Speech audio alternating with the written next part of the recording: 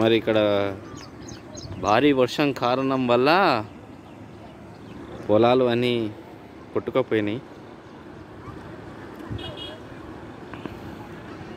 చూడండి అందరు చూడండి.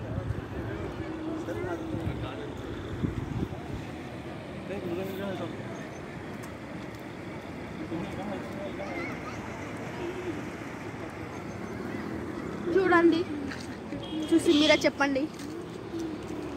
మరి రాత్రి కురిసిన భారీ వర్షానికి వేల్పనూరు గ్రామం, వెలుగోడు మండలం, కర్నూలు జిల్లాలో పంట అంతా నీట మునిగిపోయింది.